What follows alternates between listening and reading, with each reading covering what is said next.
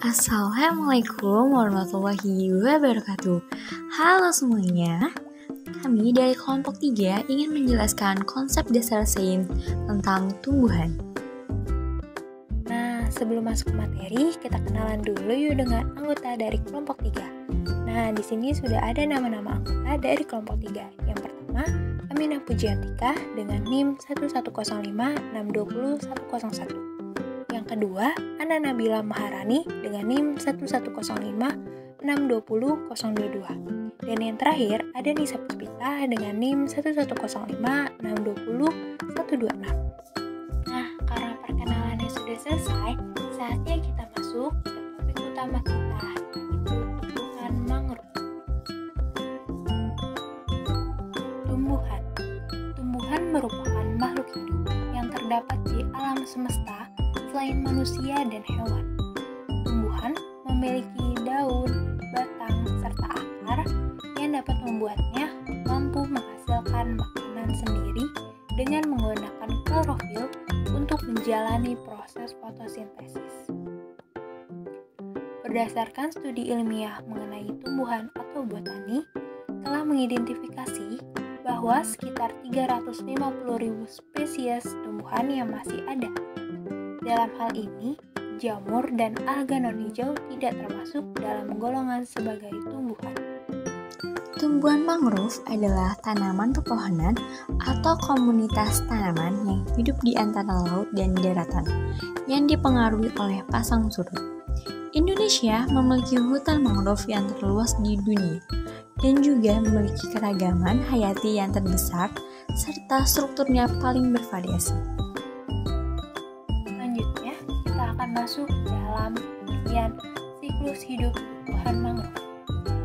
Jenis mangrove sejati mempunyai secara yang sangat unik untuk dapat bertahan dan berkembang di kondisi alam yang keras, yaitu mekanisme reproduksi dengan buah yang disebut vivipar.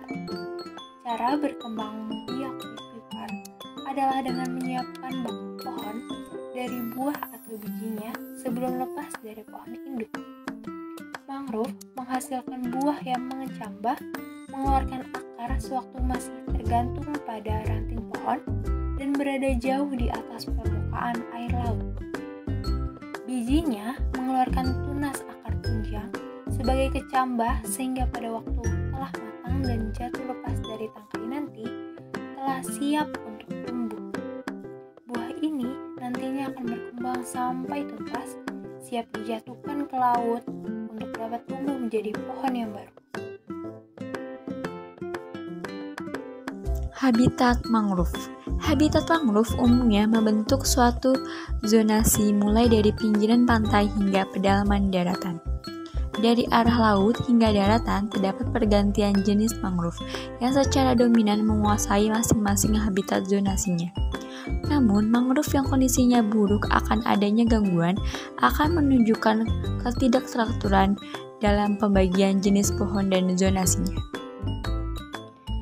Untuk penggolongan mangrove sendiri, Indonesia memiliki sekitar 202 jenis tumbuhan mangrove, meliputi 89 jenis pohon, 44 jenis herba tanah, 44 jenis epifit, 19 jenis pemanjat, 5 jenis palma, dan 1 jenis paku.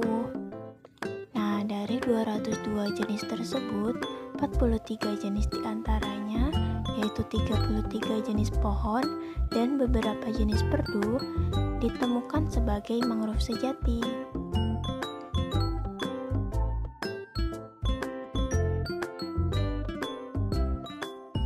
Untuk komunitas tumbuhan mangrove sendiri terdiri atas berbagai genus dan familia yang memiliki kesamaan adaptasi fisiologi, morfologi, dan reproduksinya yang memungkinkan mangrove untuk hidup di lingkungan berair payau sampai air asin. Nah, untuk cara pengenalan jenis tumbuhan mangrove ini dapat dilihat dari karakteristiknya, yaitu karakteristiknya berupa morfologi tumbuhan mangrove tersebut, di mana tumbuhan mangrove ini memiliki ciri yaitu akar tunjangnya yang besar dan berkayu, pucuk yang tertutup, daun penumpu yang meruncing, buah yang berkecambah, serta berakar ketika masih di pohon.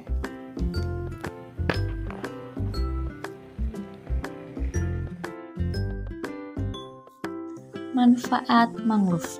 Melestarikan kawasan mangrove adalah usaha yang sangat baik untuk menstabilkan kondisi lingkungan dan menyelamatkan semua habitat di hutan mangrove. Berikut merupakan manfaat dari tumbuhan mangrove. Yang pertama ada memberi nutrisi, yang kedua sebagai rantai makanan, yang ketiga membuat air di sekitar jernih, yang keempat melindungi pantai, yang kelima tempat berlabuh kapal, yang keenam dapat dijadikan sebagai kayu bakar, yang ketujuh mencegah erosi pantai, yang kedelapan menjadi katalis tanah dari air laut, yang kesembilan habitat perikanan, yang ke-10 memberikan dampak ekonomi yang luas.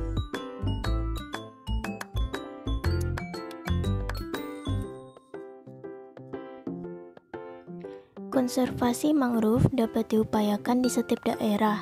Banyak faktor yang dapat menyebabkan menurunnya kualitas pemanfaatan dan kuantitas dari tumbuhan mangrove sendiri, seperti kurangnya pengetahuan masyarakat tentang manfaat mangrove dan bagaimana cara membudidayakannya.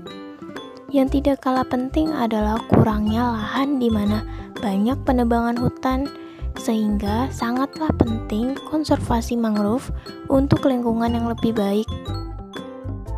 Untuk membudidayakan tumbuhan mangrove, pertama kita harus memastikan dulu kondisi tanah yang cocok untuk tanaman mangrove ini.